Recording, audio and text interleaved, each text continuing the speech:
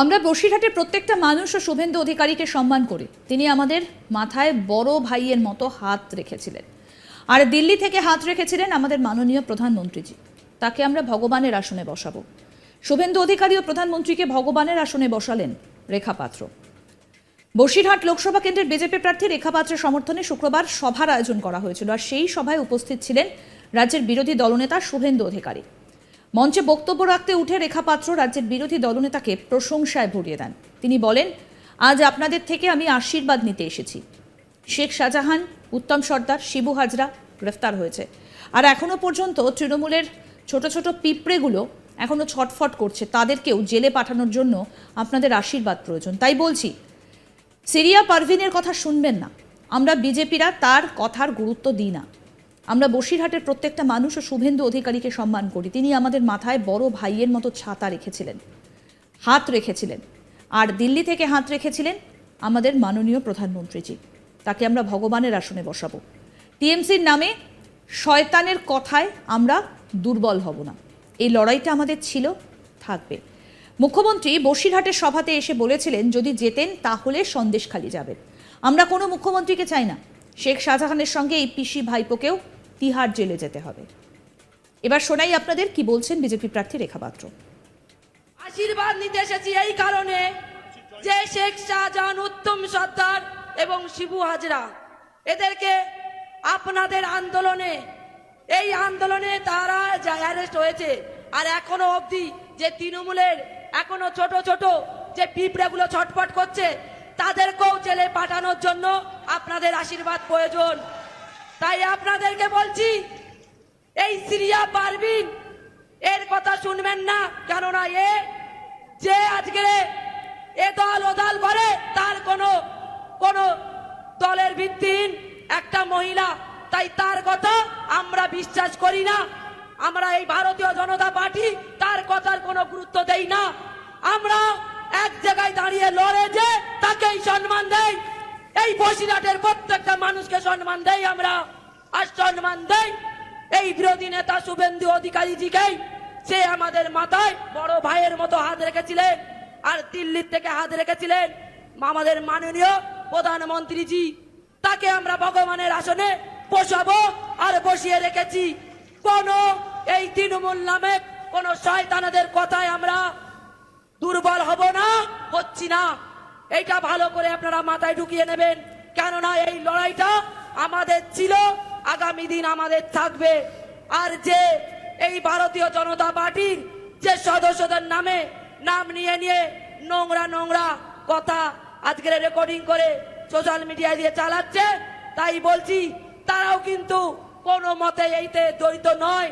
তারা এই আজকের ভারতীয় জনতা পার্টির থেকে আমাদের এই আন্দোলনকে সম্মান দিয়েছিল।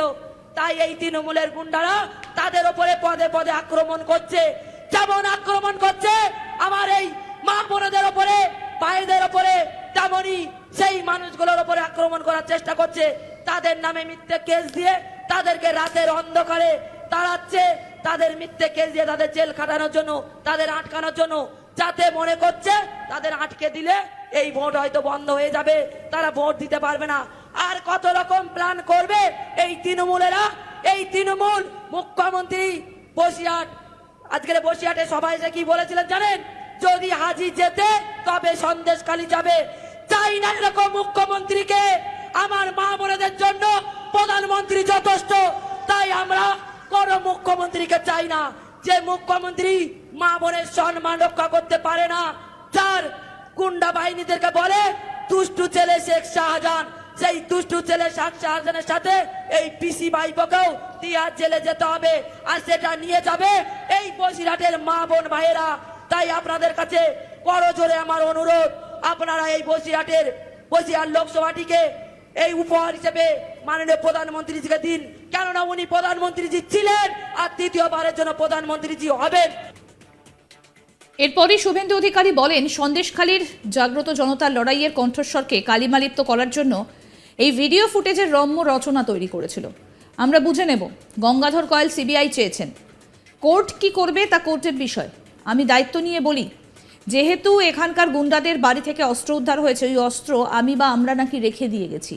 তাই গঙ্গাধর কয়ালের এই ইস্যু সিবিআই এর হাতে যাবে শুধু আইপ্যাক ও মমতার পুলিশ নয়, ভাইপোও প্যাক হবে। ভারতবর্ষে গণতন্ত্রে মানুষই শেষ কথা বলে। শোনাবো এবার কি বলছেন বিরোধী দলনেতা শুভেন্দু অধিকারী। সন্দেশখালীর জাগ্রত জনতার তার যে একটা চরম লড়াইয়ের আওয়াজ, এই কণ্ঠস্বরকে বন্ধ করে লড়াইকে কালিমা লিপ্ত করার জন্য এই অডিও টেপ কল বা ভিডিও কলের ভিডিও ফুটেজের একটা রম্য রচনা তৈরি করেছিল। আমরা বুঝে নেব গঙ্গাধর কয়াল সিবিআই চেয়েছেন, কোর্ট কি করবে কোর্টের বিষয়। আমি দায়িত্ব নিয়ে বলি, যেহেতু সিবিআই এখানে গুন্ডাদের বাড়ি থেকে অস্ত্র উদ্ধার হয়েছে, ওই অস্ত্র আমি বা আমরা নাকি রেখে দিয়ে গেছি, তাই গঙ্গাধর কয়ালের এই ইস্যু যেদিন সিবিআইর হাতে যাবে, শুধু আইপ্যাক আর মমতার পুলিশ নয়, ভাইপো প্যাক হবে।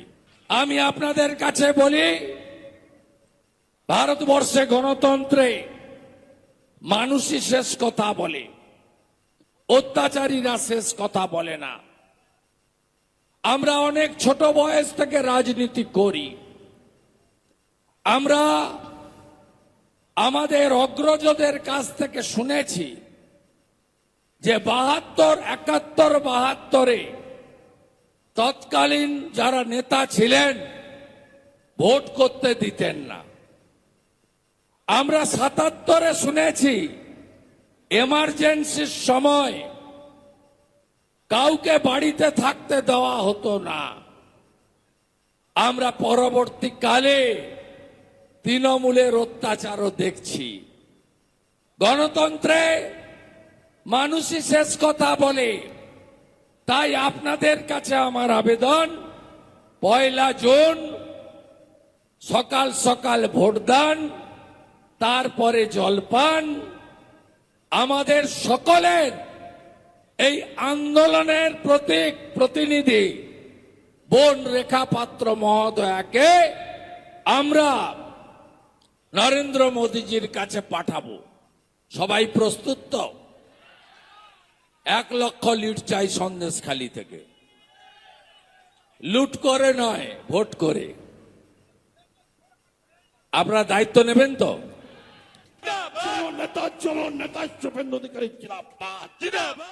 আরও আপডেট পেতে দেখতে থাকুন আজ তাক বাংলার ইউটিউব চ্যানেল, সাবস্ক্রাইব করুন।